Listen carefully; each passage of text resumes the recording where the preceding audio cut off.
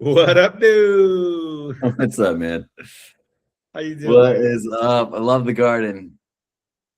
Thank you, thank you. I'm in Mexico City right now. It's pretty baller. How are things going? Good. It's been a rough start. Why? It's been a rough start to my Mexico City trip. I don't know if I told you, but the very day that I got to Mexico City, I landed in. First of all, I had a migraine on the flight. Then I landed in Mexico City, and my Uber got into a car accident. You did tell me that. So I got into a car accident. Then I had to call another Uber who came and picked me up on the side of the fucking highway. Actually, he didn't even come on the highway. It was like a street parallel to the highway. So I had to walk down the highway. I had to walk down the highway, jump in this Uber, have him take me to my Airbnb. But then as we were driving, I couldn't find my wallet. So I had to turn around, go back to where the car accident was, pray that the car was still there, which I was so nervous about. Got back. That the Uber was waiting, that was still waiting there because there was an accident? Yeah, Okay. exactly. And then I got there, then I had to walk up the highway because we couldn't get on the road. So we parked on a little side street. Terrifying. Terrifying. So I found my wallet, which was great. Then I got in the Uber and got to my Airbnb. It was not a pleasant experience. And then I got here, and then my eyes are dry, so I had to now I'm buying some Mexican Visine? Not Visine, but yeah, they're like tears. They're like artificial tears. Oh yeah, the artificial tears. Yeah. And I'm taking those a couple times a day because my eyes are fucking drier than the Sahara Desert. And so I've been suffering every day since I've been here. Look how red they are. Oh yeah, wow, they're really red. Fucking weed head. So yeah, my trip has been awesome so far. But I've reconnected with a lot of friends, which has been great. Yeah, I was gonna ask you. If you're meeting up with friends and stuff already. Yeah, I know. I met up with friends. Any former work folks? Any former work folks? I met up with one of my really good friends, Mel. She works at Google, really smart, really dedicated, and so I met up with her, which has been great. And I'm gonna plug City, baby. I'm here because I'm promoting my app, NBRLY. That's spelled NBRLY. Download it on Google Play and iOS. If you want to make friends, if you don't want to make friends, download it anyway. Give me 5 stars. How are you, man? Tell me about. I'm good. I just saw my this bag under my eye. Whew. I stayed up late last night. Doing what? Gaming, working. It was Russ and I had a busy day yesterday. It was really cool, really good work day. Our buddy Russ, we were doing some really cool, fun, it was actually really fun work. And then at the end of the day, Varun met up. Russ had just made plans with Varun. Oh, also, it was Three Kings Day yesterday. Did you know that? Three Kings Day? Three Kings Day. So Russ's partner is Mexican American, and she was saying that especially in Mexico, they celebrate Three Kings. They celebrate a series of days, like the first few months of Jesus. It's not just Christmas. It's Christmas, and then when the Three Kings arrived, and then that was yesterday. Yeah. I'm aware. So we did the thing with the really delicious round cake, round bread. Yeah. And we cut it in, and so it's a thing. If you find the little baby Jesus toy in the bread, I forgot what it's called, the rosca. I don't remember, but yeah. Keep going. You have to host a party. And so Varun came, he didn't even know he was doing the bread thing, and he got the baby Jesus. He got the Jesus party. Oh, that's amazing. That's so fun. I already volunteered Elise and I, if I had found it, Elise wasn't there, but if I had found it, we were gonna host. And if Russ and or his partner found it, they would have hosted something. They would have hosted something. So no, it's gonna be fun. It's like so it's another day. It's like another important day. You know, they're hosting. Yeah, it was happening yesterday in Mexico City, and I knew about it. I actually met up with a friend of mine. She has a kid, and they do a bunch of kids stuff and family stuff for Three Kings Day. And were there celebrations out and about that you could see, or was it mostly like I think it's more of a family holiday. Yeah. Okay. So people spending time with their families. She bought her kid a bunch of gifts. Like she got the kid like a Slinky. She bought her kid like an electric motorcycle. Like it's like a Power Wheel kind of thing. Russ's partner said that that's the day they do gifts. Not really Christmas Day. They probably do some. Yeah.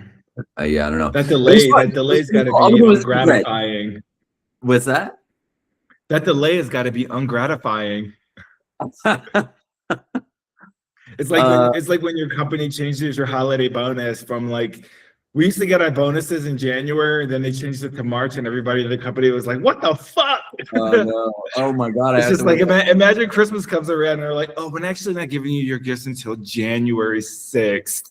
I know. My niece and nephew would probably get murderous on Christmas morning if that rug pull happened to them. Like, psych, you're opening your gifts in 3 weeks. Yeah. So tell me, Josh, let's talk about what's up? I want to talk to you about two things, if you don't mind. I don't know, we don't have an agenda. Should we have an agenda? This is fun. I like just chit-chatting. I want to talk. But right now, we're doing this. We're just recording it here. It's not fancy. It's it's just us chat. I one of the things I like most about doing this with you is like I don't keep in touch with friends, and even when you go to Mexico City, like we'll chat like every once in a while. We'll text, but like this is like a cool opportunity to actually like stay in touch and like keep hanging out. So like I definitely like the approach of like just chat, see what's on our mind. Yeah. If moving forward on the agenda, I have a little bit of agenda because it's January 7th, and I have been asking this question to people, and I'm not sure if I asked it to you, but what are you most proud of for 2025 to have achieved, and what will you need to have achieved in 2026 to look back on this year and be like, oh, I had a good year? What am I the most proud of in 2025? The thing I'm most proud of is actually something that like it's hard to articulate. It's even harder, I think, to really just try to describe. But because it's my own personal inward experience and it's my personal growth. I think I've grown in ways that I'm really proud of, in terms of my I don't know, my kind of like spiritual approach to life, and my relationships, and my desire to improve how I respond to stressors, how I respond to, especially as it relates to family. Family is a trigger for a lot of people, myself included. And, so so, I really like the way I'm able to like interact with my family more, and like how I hope to be part of like the evolution of how my family like interacts with one another. And and a lot of that starts from how I feel about myself and how I feel about relationships broadly. And so I'm really proud of the personal growth that I've attained, and none of that would be possible without Elise, my wife, and like just fighting. Sometimes it would take a fight because ultimately when you're fighting and if things get loud, all you're really trying to do is get someone to hear you. To be understood. You're desperate for this person that you love and you trust to just get you. And sometimes it just doesn't work that way. Two different individuals, right. Completely different neural pathways and thoughts and experiences and all that stuff. So it leads to fights, but the fights for Elise and I always, no matter how they go, almost always get resolved the same day. I think only one time they got resolved like the next day, just because of how she came up, how she was raised with her parents. But they always resolve into a deeper, more loving understanding of one another. It's growth. Each argument, no matter how challenging they are, leads to growth. Yeah. Wow, that's 2025. That's great. Yeah, 2025 personally has been a really outstanding year in a lot of ways. I also got like shit canned. So like, get in line, bro. Join the party. Me too. Yeah. You know, plus, I mean, you know, where can you begin with the global and national situation that we are in?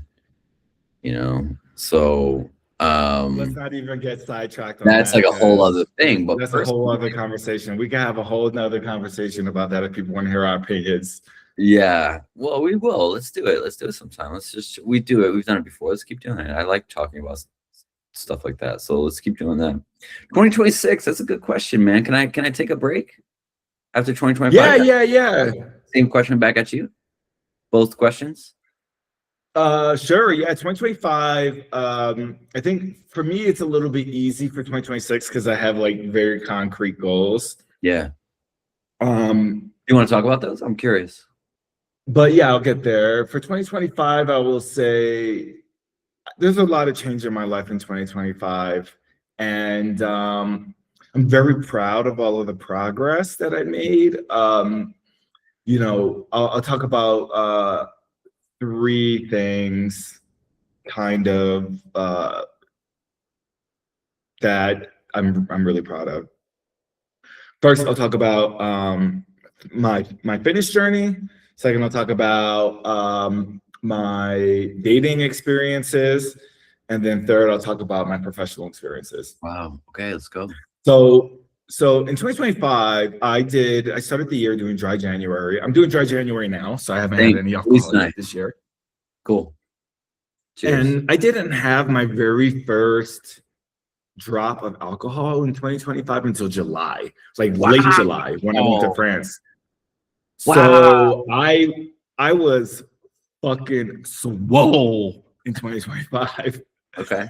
I packed on muscle. I burned fat. I got the 6-pack popping in 2025. You're looking good. Looking good. You still looking good right now, by the way. But thank you. I lost 10 pounds in 2025. I've maintained it up until now. And I'm hoping to not get fat in Mexico. That's also one of my goals. And so, you know, I was locked in 2025 fitness-wise. Relationship-wise, I had a girlfriend whose name I will not say. She was amazing. We broke up, but we dated for 8 months, and we did some trips together. We traveled. I mean, we went to Utah together. No, not Utah. Was it Utah? Yeah. Utah, yeah. I was Utah, right? Okay, sorry. I'm all I know. It's all like it's the desert. We're in the desert. We're in the desert. Like it could have been anywhere. Is it Arizona? Is it Utah? Is it Nevada? I don't know. No, we went to Zion National Park together. She was at Bryce, right? She came when we were at Zion. Yeah. So we went to Zion together. We went to Asheville together. We went to the south of France together. We went whitewater rafting. We went to comedy shows. We went to concerts. We ate at all the restaurants. We drank all the wine. We had an amazing time. We ultimately broke up, which is really sad. I still think about her. A day hasn't gone by since our breakup that I haven't thought about her. But for me, I feel like it was just a profound amount of growth. Like even though the relationship didn't last, I was able to create a very healthy relationship while we were in it.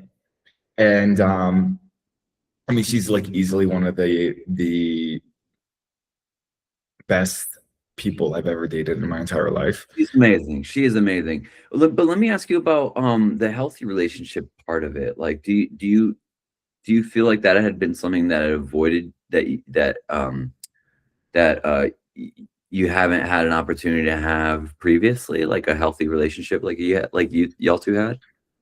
Well, I think there's two parts to a healthy relationship, right? And each of them is like what you bring to the table. Mm. So with her in particular, she was bringing to the table all of the pieces required to be healthy. Like she had great communication. She was considerate of me and my feelings. She was like helpful. In touch. She's in touch with herself. She's in touch with who she is. Yeah. And she was curious and adaptable to who I was. And you know, I haven't dated many people like that. Like the last girl that I dated, who I was really in, like the last couple of girls I dated, we can talk about them like later on, but one was like really into drugs and partying. Another was like really jealous. And, drugs and partying, like they didn't make for healthy relationships because they didn't bring a healthy lifestyle into the relationship. And the second part of that is myself, right? Like I have not historically been the most perfect person. But I've been in therapy for the better part of multiple years, maybe like 3 or 4.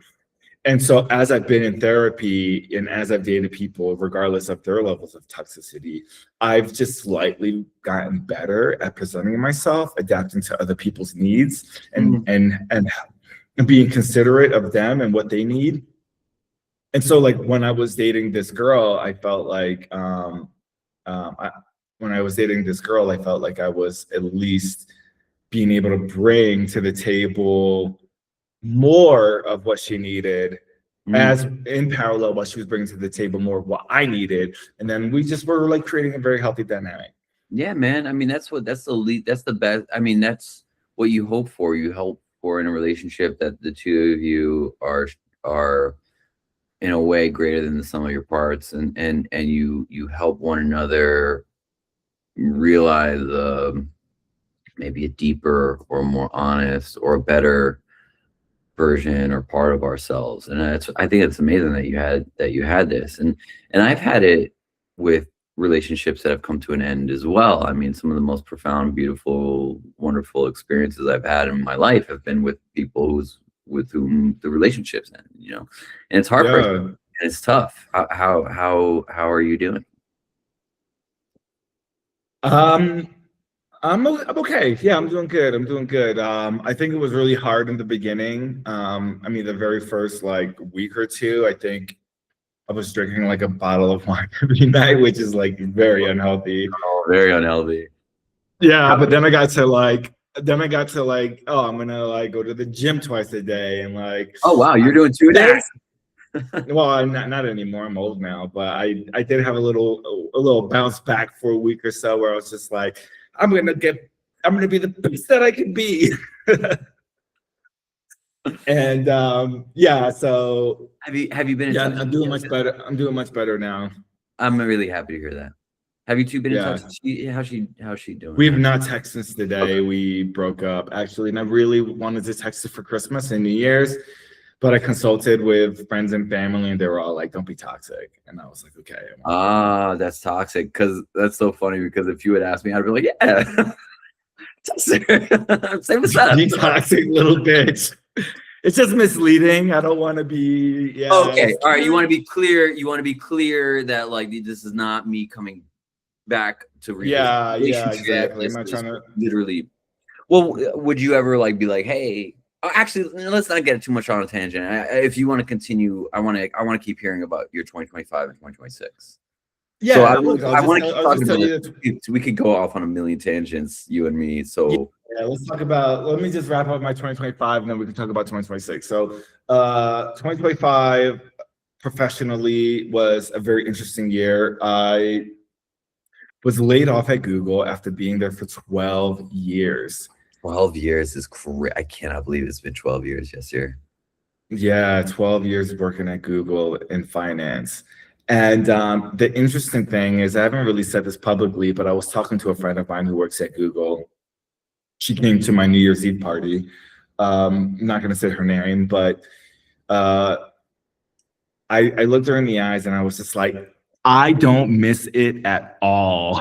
I heard you saying that.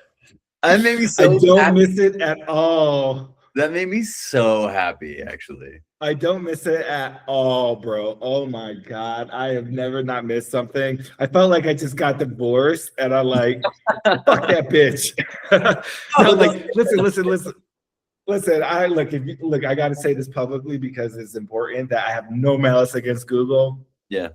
I had a great time. Google has provided me a fantastic life. I mean, look at where I'm at. This is not a backdrop. This is a real life place. It's a garden. That light right there. That light right there is real. Look, this is a real life place. I don't want anybody to think that this is some fucking Google. When you had your fake thing. background on, I was like, wait, let me see where you're at, dude. And of course, you had this like amazing backdrop. This is such a cool looking backdrop you've got. Yeah, right it's a sweet spot. But yeah, no, I don't miss it at all. And you know, I've been wanting to leave the company for some time, and the last couple of years have been like unsatisfactory for me. And I just wanted to even really just do my own thing. And so I did. I mean, look, I got laid off. I spent the last couple of months just like enjoying myself, relaxing. Well, not relaxing. I'm a workhorse. I literally got laid off on a Friday and then started working on my own business on Monday. But I did it. And look, I built this app. It's called NBRLY. I mentioned it in the beginning. It's NBRLY if you want to download it and give it a try. It's here. I created it because I want to make friends. This on YouTube. You want to put a link in the description too? Yeah, we could do all that. But yeah, well, I mean, look, we'll get it all done. If anybody's even still watching this, like, yeah, okay, fair enough. But yeah, look, I did it. I am free of the corporate grind, and I pray to God I never have to take another corporate job. Wow. Like, but it's kind of, if you build out a successful app, like that's creating corporate jobs, no? Corporate is a lifestyle choice. Okay. I will never create a corporate company. Wow. I'm telling you right now, this word is my bond. If you ever work for NBRLY, we will not be working a 5-day work week. Good for you. Elise is the same way with her nonprofit. That's what she says. And then they want to work real fucking hard. No. I'm a 4-day work week kind of guy. So if you want to work for me, rest assured we're working 4 days a week. Listen, awesome. and I've been telling people for years that when I start a company, the 4-day work week is not Monday to Thursday, and you get 3 days off. Because I think that people don't work. Thursday's just gonna become the new Friday and nobody's gonna work. Cool, interesting. My philosophy is gonna be you work Monday, Tuesday, Wednesday off, Thursday, Friday, Saturday, Sunday off. And that way, that way there's only 2 business days a week. If there's only Mondays and there's Fridays, and each day is a sprint. Every time you come to work, sprint to get shit done, and then you get a day off. Damn, that sounds so good. That sounds amazing. You can come work for me. I can't pay you, but you can come work for me. I do need a job. Look, listen, bro, if you want to come work for me, I'll hire you, and we can do. I've been talking to people about business models that work for early. You're dude. I don't even have any skills to help me, and here I am, bro. We learn. It's called learning, bro. It's like, hey, listen, hey, drop a like in the comments and like and comment if you think Josh should come work for me. He's broke anyway. We might as well be broke and doing something. Oh man. I miss you, buddy. I miss you already, man. I'm I doing. miss you too, Doc. I got That's an why we're event. here. I know. I this is why I want to do this. Is just to like chit chat and catch up and stay caught up. I'm doing what day is it? Wednesday. Tomorrow I'm doing a picket line, another picket line, my second picket line with Common Defense. This one is We're not gonna take it. This is a save the VA, like a hands off the VA thing. So yeah. Yeah, it's like in support of something that like my healthcare provider, you know what I mean? So it's like pretty yeah, it's a good one. I really like Common Defense. I should plug you in with them. I think you'd like them too. Please do. Yeah. Let's pivot to 2026. I don't want to get too much. Oh yeah. Sorry. Yeah. No, I want to get sorry. Yeah. So tell me about your 2026. Bitch, you go. You go first. Oh, okay. I just gave you like 30 minutes to think about it. I know. I wasn't even thinking about it. I was just listening to you. No, I mean, I don't really have to think. I mean, I know I have actually for the first time in a long time, let's put it that way, I have a very specific goal that I'm trying to achieve. You willing to say that publicly or no, not yet. Okay.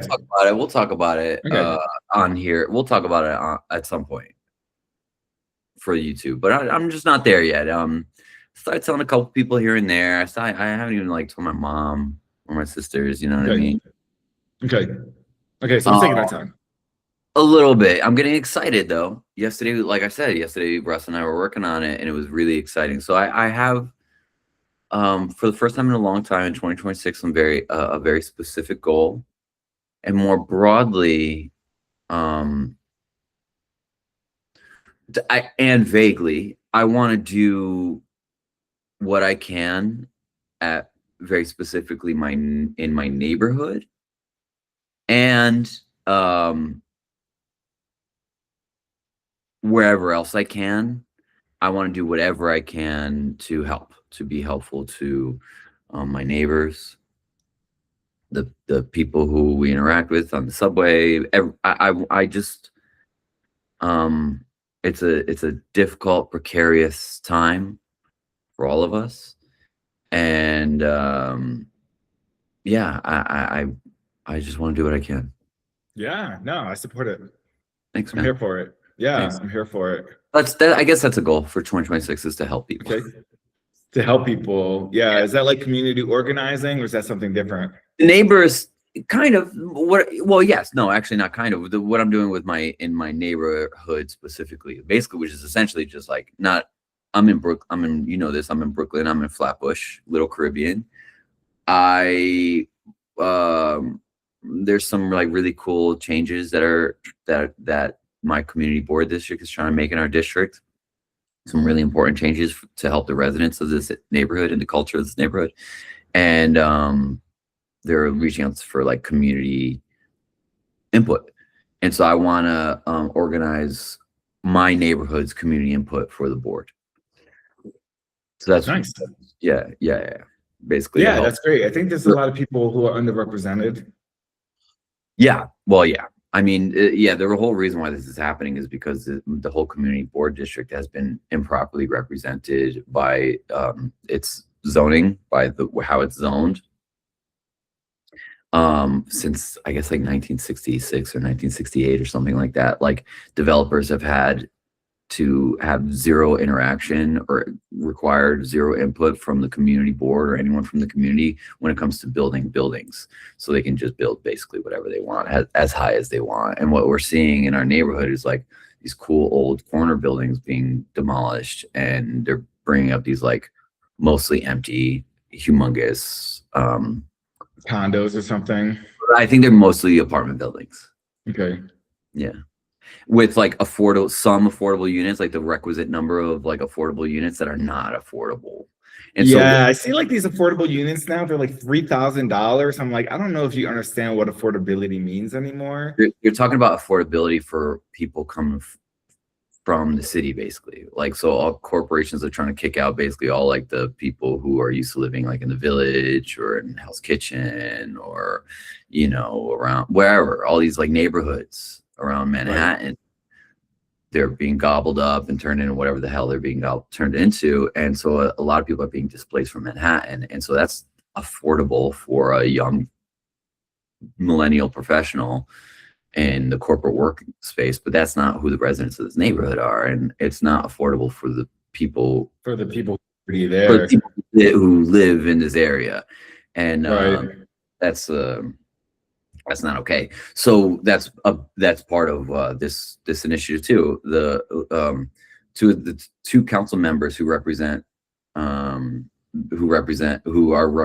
the council members for both this community board district, because there's some overlap, are there and are involved. And so it's cool. It's a cool opportunity to help raise a voice specifically for our neighborhood. I'm thinking about like from maybe like the subway to the Sears building, the cool old Sears building here. Not really, but carry on. I'll show it to you next time. It's a cool old building. Eleanor Roosevelt spoke at the ribbon cutting ceremony. It's a cool old deco building. Now it's a warehouse, but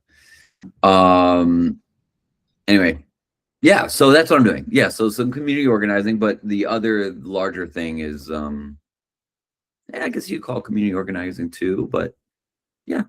Let's call Not ready to talk about it. Yeah, I guess not. I don't know how to talk about it yet while not talking. You know what I mean? I don't know how to It's okay. We just leave the viewers with a lot of anticipation to see what unfurls in 2026 for Joshua K-Town Lucas. You gotta subscribe to find out. Are you excited? Are you excited about 2026? I mean, first of all, I'm excited about every year, but I'm very excited about 2026. I have a couple of goals that I want to achieve, particularly while I'm here in Mexico. One, like I said, NBRLY is my number one priority, to help people make friends, help people connect. My goal by the end of this year is to get 1,000, probably like over 1,000 users in Mexico City alone. Amazing. Maybe even like 1,000 daily active users, where there's just always people like on the app connecting with each other, making friends, making events, doing stuff together. So that's my number one goal, like make this company work. My number two goal is I want to like improve my Spanish. So I start Spanish class next week, and it's basically this part-time, 3 hours a day, 5 days a week kind of thing for the next 12 weeks. Amazing. So hopefully I'll be less of a gringo. You do that every time you're in Mexico City? You do a Spanish No, the last time I did this was in 2020, actually. But the first time you did it? That was the first time I did it, and the only time I did it. So tell me about that. Remind me, you went to Mexico City for how long then? And that was a stated goal too. You really wanted to basically learn Spanish. Yeah, I wanted to learn Spanish in 2020, and I spent a month here doing intensive Spanish classes for a whole month, and it took me from 0 to 1. Now I think I'm like a 5 out of 10 in Spanish, but I really like the 8, 9 out of 10 in Spanish. That's real progress. Yeah, it's crazy. I think the coolest thing about learning a new language for me was the awareness that it brought me that I can still learn things. Cool. And like when you're working and you're doing whatever it is that you do in life, you're always learning. But I think that when you particularly learn a new language, there's something where you can really reflect and be like, I didn't know this. I remember not knowing this. Like in 2020, the only thing I knew how to say was hola, adios, and I could count to 10.